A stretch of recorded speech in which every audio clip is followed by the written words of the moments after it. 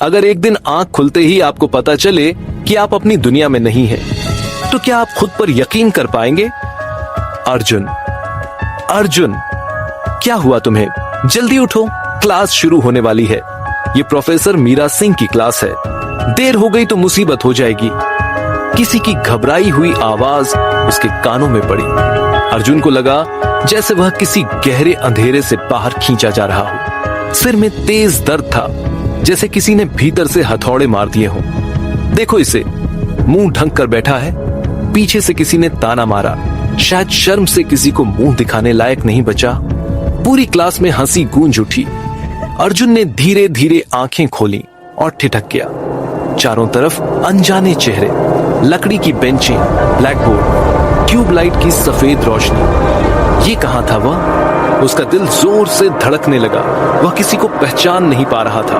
उसके बगल में बैठा लड़का ही एकमात्र था जो हंस नहीं रहा था। वह झुककर बोला, अर्जुन, तुम्हें क्या हो गया है?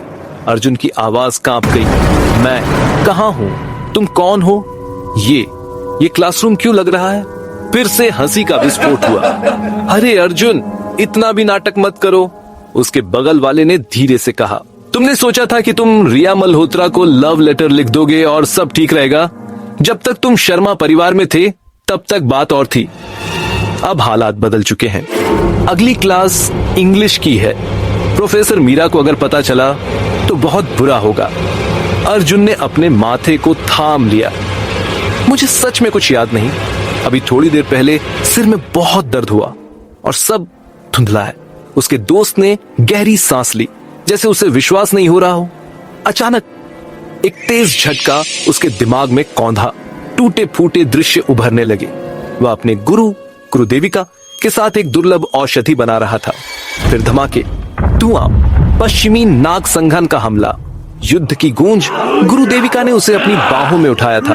एक रहस्यमयी ताबीज सक्रिय हुआ और सब अंधेरा हो गया। और अब यह जगह, यह हवा अलग थी। यहाँ आध्यात्मिक ऊर्जा लगभग न के बराबर थी। क्या वह पुनर्जन्म ले चुका था? अर्जुन का मन कांप उठा। उसी समय क्लासरूम का दरवाजा खुला। एक ठंडी नजर वाली युवती अंदर आई। हाथों में किताबें थी। पूरी क्लास एकदम शांत हो गई। क्लास शुरू हो चुकी है।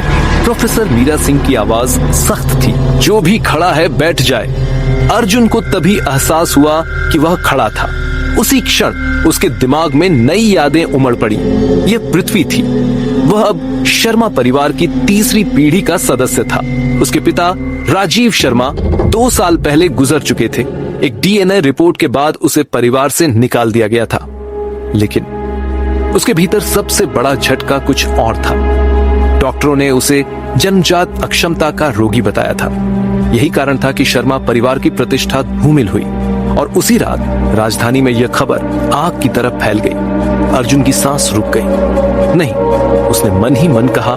उसे अब समझ आ रहा था कि पूरी क्लास क्यों हंस रही थी। उसने रिया मल्होत्रा को प्रेम पत्र लिखा था। वही लड़की जो कभी उसके आगे पीछे घूमती थी। लेकिन जैसे ही उसकी सच्चाई सामने आई, उसी रिया ने उसका मजाक उड़ाया। प्रेम पत्र ब्लैकबोर्ड पर चिपकाकर उस अपमान ने पुराने अर्जुन की जान ले ली। और अब यह नया अर्जुन इस शरीर में था। क्लास खत्म होते ही वह बिना किसी से कुछ कहे बाहर निकल गया। उसे सच्चाई जाननी थी। निंघाई यूनिवर्सिटी के पास कई सुनसान गलियां थी। वह एक वीरान मोड़ में पहुंचा।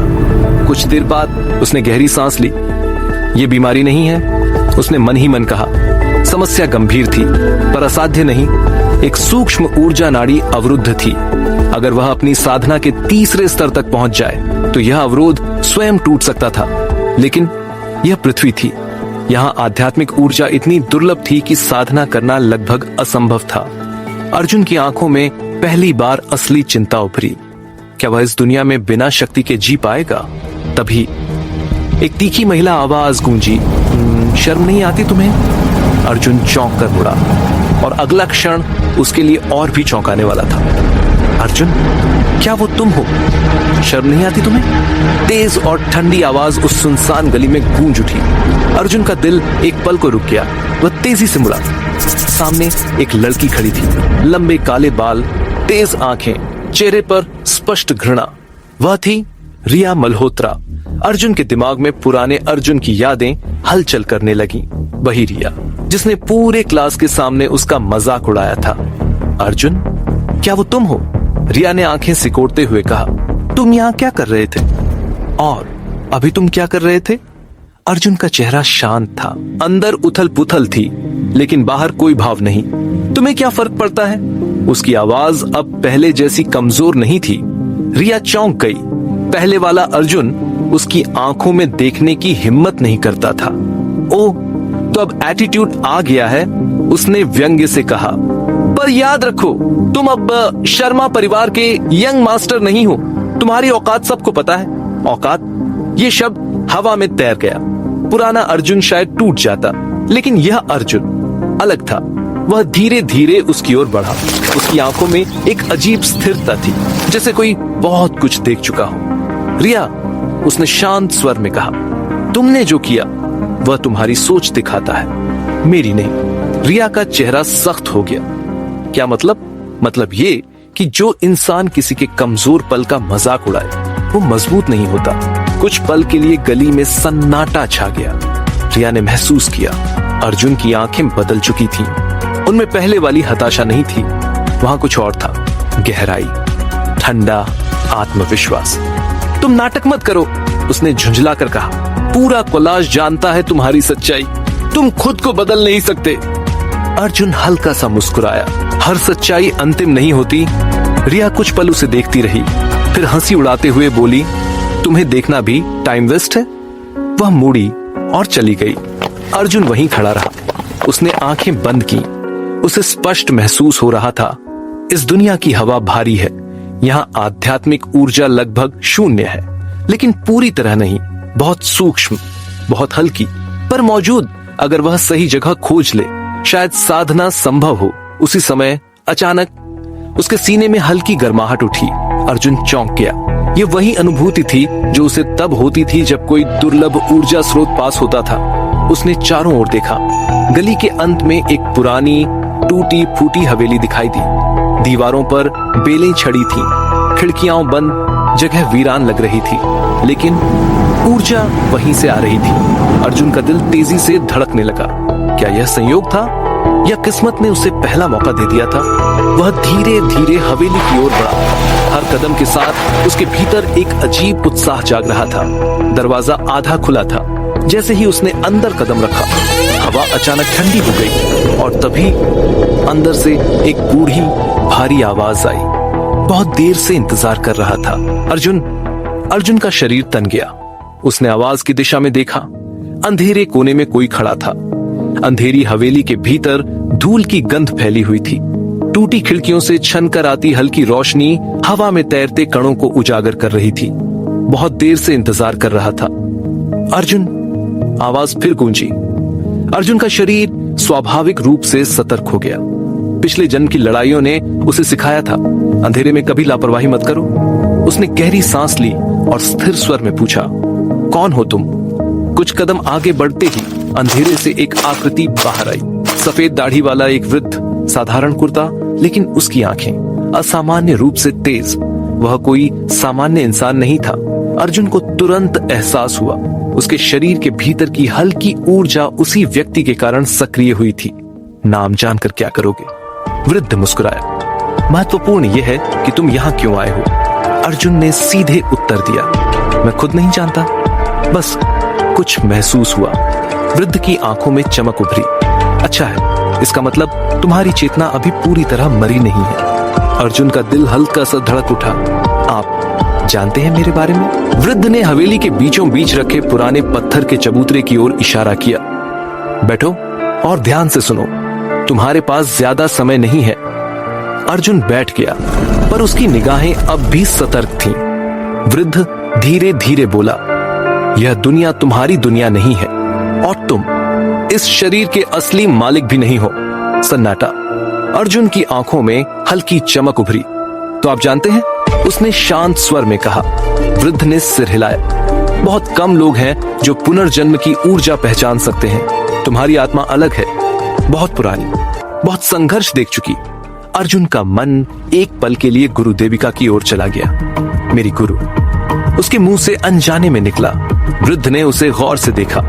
वह जीवित है। अर्जुन का दिल जोर से धड़का। क्या आप कैसे? शांत रहो, वृद्ध ने हाथ उठाकर रोका। तुम दोनों के बीच ऊर्जा का संबंध अब भी टूटा नहीं है।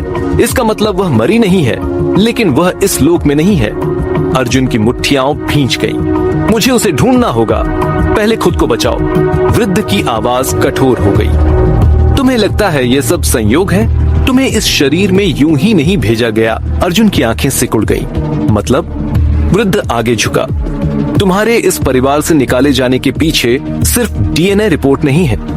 इस शहर में कुछ लोग जानते हैं कि तुम्हारे भीतर कुछ असामान्य है। अर्जुन के मन में चेतावनी की घंटी बजी। कौन लोग? वृद्ध मुस्कुराया। जिस संगठन ने तुम्हारी पिछली दुनिया में हमला किया था, उनके धागे यहां तक फैले हैं। हवेली के भीतर हवा अचानक भारी हो गई। पश्चिमी नाग संघ, अर्जुन ने धीमे से कहा। वृद्ध ने सिर हिलाया। उनकी जड़ें इस पृथ्वी पर भी हैं, और अगर उन्हें पता चला कि तुम जीवित हो, तो इस बार बच निकलना आसान नहीं होगा। कुछ क्षण तक दोनों के बीच मौन छाया रहा। फिर वृद्ध ने अपनी जेब से एक छोटा सा काला लॉकेट निकाला। उसमें अजीब सी नक्काशी थी। यह तुम्हारी पहली कुंजी है, उसने कहा। यह हवेली साधारण नहीं है। यहां ऊर्जा का एक बिंदु है, बहुत सूक्ष्म लेकिन पर्याप्त। अगर तुम सही तरीके से साधना करो तो 1 साल में तीसरे स्तर तक पहुंच सकते हो। अर्जुन की सांस गहरी हो गई। लेकिन बदले में?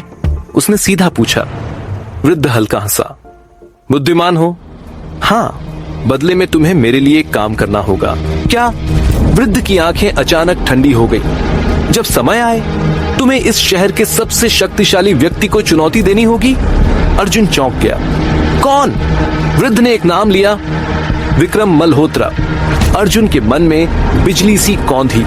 रिया मल्होत्रा का पिता, शहर का सबसे प्रभावशाली उद्योगपति और संभवतः पश्चिमी नाग संघ से जुड़ा हुआ। वृद्ध खड़ा हो गया। सोच लो, यह रास्ता आसान नहीं है। अर्जुन भी धीरे धीरे उठा। उसकी आंखों में अब पहले जैसा भ्रम नहीं था। वहां एक निर्णय था। मैं पहले ही एक बार सब कुछ खो चुका हूं, उसने शांत स्वर में कहा। इस बार मैं भागूंगा नहीं। हवेली के भीतर अचानक हल्की ऊर्जा की लहर उठी, जैसे किसी ने उसकी बात स्वीकार कर ली हो। रात गहरा चुकी थी।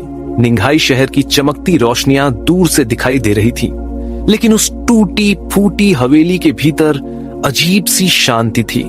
अर्जुन पत्थर के चबूतरे पर पद्मासन में बैठा था। वृद्ध, जिसने अपना नाम अब तक नहीं बताया था, उसके सामने खड़ा था। याद रखो, वृद्ध की आवाज धीमी लेकिन कठोर थी।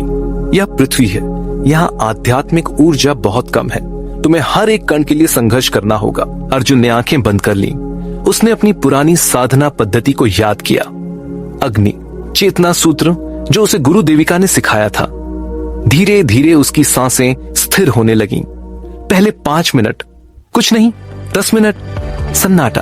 फिर उसे महसूस हुआ हवा में बहुत सूक्ष्म कंपन, जैसे ठंडी रात में दूर कहीं एक दीपक टिमटिमा रहा हो। अर्जुन का हृदय हल्का सा धड़क उठा। यही है, उसने मन में कहा। वह ऊर्जा बेहद कमजोर थी, लेकिन मौजूद थी। उसने अपने भीतर की नाड़ियों को उस ऊर्जा की दिशा में फैलाया। अचानक उसके सीने में हल्की जलन उठी। वह दर्द सह गया। ध्यान भंग मत करो, वृद्ध की आवाज गूंजी। तुम्हारी एक मुख्य नाड़ी अवरुद्ध है। अगर जोर डाला तो शरीर सहन नहीं करेगा। अर्जुन के माथे पर पसीना आ गया। पुरानी दुनिया में वह इस स्तर की साधना को मिनटों में पूरा कर लेता था, लेकिन यहाँ हर सेकंड युद्ध जैसा था। धीरे धीरे ऊर्जा की पतली धारा उसके भीतर प्रवेश करने लगी, और तभी उसकी चेतना के भीतर एक अजीब दृश्य उभरा। अंधेरा, और उस अंधेरे में गुरु देविका का चेहरा। अर्जुन, जल्दबाजी मत करना। आवाज बहुत हल्की थी। अर्जुन की सांस टूट गई। उसकी आंखें खुल गईं। ऊर्जा की धारा अचानक बिखर गई। वह जोर से खांसने लगा। तुमने कुछ देखा? वृद्ध ने तुरंत पूछा। अर्जुन ने सिर उठाया। हाँ, मेरी गुरु। वृद्ध कुछ क्षण चुप रहा। तो संबंध अभी भी सक्रिय है, उसने गंभीर स्वर में कहा। यह अच्छा भी है और खतरनाक भी। क्यों?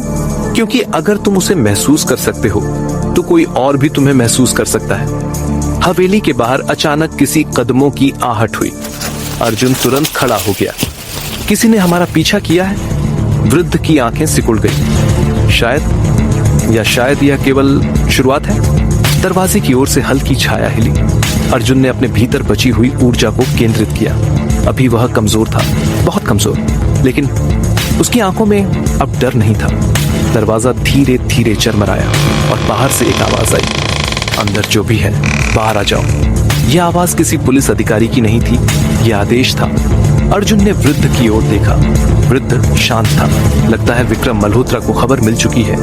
उसने धीमे से कहा।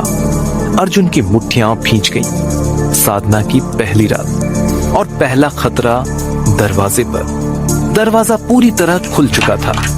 चांदनी की हल्की रोशनी में 3 परछाइयां भीतर दाखिल हुईं। काले कपड़े, कठोर चेहरे, आंखों में ठंडा आकलन। बीच में खड़ा आदमी आगे बढ़ा। हमें जानकारी मिली है कि यहाँ कोई संदिग्ध गतिविधि हो रही है। उसने धीमे लेकिन अधिकारपूर्ण स्वर में कहा, सब बाहर आओ। अर्जुन ने तुरंत समझ लिया, ये सामान्य लोग नहीं थे। उनकी चाल में अनुशासन था, सांसें नियंत्रित, शरीर का संतुलन प्रशिक्षित योद्धाओं जैसा। वृद्ध शांत खड़ा था, जैसे उसे पहले से सब पता हो। किसके आदेश पर आए हो? वृद्ध ने पूछा। उस आदमी ने हल्की मुस्कान दी। नाम जानना तुम्हारे लिए जरूरी नहीं, लेकिन अगर जानना ही है तो समझ लो कि यह शहर अब किसी और के नियंत्रण में है। अर्जुन की आंखों में चमक आई। विक्रम मल्होत्रा, उसने मन ही मन कहा। तीनों में से एक आदमी की नजर सीधे अर्जुन पर टिक गई। यही है वो लड़का। वातावरण भारी हो गया। अर्जुन का शरीर अभी भी कमजोर था, साधना अधूरी, ऊर्जा अस्थिर, लेकिन उसका मन स्थिर। पहला आदमी अचानक आगे बढ़ा और बिना चेतावनी के अर्जुन की ओर वार किया। वार तेज था। साधारण इंसान गिर पड़ता, लेकिन अर्जुन साधारण नहीं था। उसने अपने शरीर को आधा मोड़ा। वार उसके कंधे को छूता हुआ निकल गया। दर्द हुआ, लेकिन उसने जवाब में अपनी कोहनी से उस आदमी की पसलियों पर प्रहार किया। उफ! आदमी पीछे लड़खड़ा गया। बाकी 2 तुरंत सक्रिय हो गए। रुको! वृद्ध की आवाज गूंजी, लेकिन तब तक दूसरा आदमी अर्जुन पर झपटा। इस बार अर्जुन पूरी तरह बच नहीं पाया। मुक्का सीधे उसके सीने पर पड़ा। उसकी सांस अटक गई। वह पीछे की ओर गिरा, लेकिन गिरते हुए उसने जमीन से धूल उठाकर हमलावर की आंखों में फेंक दी। क्षण भर का भ्रम, यही मौका था। अर्जुन ने अपने भीतर बची हुई सूक्ष्म ऊर्जा को केंद्रित किया। पहली बार उसने पृथ्वी पर ऊर्जा को युद्ध में इस्तेमाल किया। उसकी हथेली से हल्की गर्म लहर निकली, सीधा तीसरे आदमी के हाथ पर। उसका हाथ जैसे सुन्न हो गया। तीनों हमलावर एक पल को पीछे हटे। उनके चेहरों पर अब हल्की गंभीरता थी। यह सामान्य नहीं है, पहले आदमी ने धीमे स्वर में कहा। वृद्ध आगे आया। उसकी आंखों में अब कठोरता थी। मैंने चेतावनी दी थी, उसने कहा। अचानक हवेली के भीतर हवा भारी हो गई, जैसे किसी अदृश्य दबाव ने जगह को जकड़ लिया हो। तीनों आदमी एक साथ घुटनों के बल गिर पड़े। उनके चेहरों पर दर्द उभर आया। वापस जाकर कह देना, वृद्ध की आवाज अब गूंज रही थी, कि यह लड़का अब अकेला नहीं है। कुछ सेकंड बाद दबाव गायब हो गया। तीनों आदमी जल्दी जल्दी उठे और बिना कुछ कहे बाहर निकल गए। हवेली फिर शांत हो गई। अर्जुन जमीन पर बैठा था, तेज सांसें लेता हुआ। तुमने जोखिम लिया, वृद्ध ने कहा। वे मुझे परखने आए थे, अर्जुन ने जवाब दिया। अगर मैं भाग जाता तो वे समझ जाते कि मैं कमजोर हूं। वृद्ध ने हल्की मुस्कान दी। और अब अर्जुन ने धीरे धीरे खड़े होकर कहा, अब वे जान गए हैं कि मैं पूरी तरह असहाय नहीं हूं, लेकिन भीतर वह जानता था, आज की जीत असली जीत नहीं थी। यह केवल चेतावनी थी। असली तूफान अब भी बाकी था। दूर कहीं शहर के एक आलीशान दफ्तर में विक्रम मल्होत्रा को खबर मिल चुकी थी। उसने शांत स्वर में कहा, तो लड़का सच में अलग है। उसकी आंखों में ठंडी दिलचस्पी चमक उठी। रिया को उससे दूर रखो। फिलहाल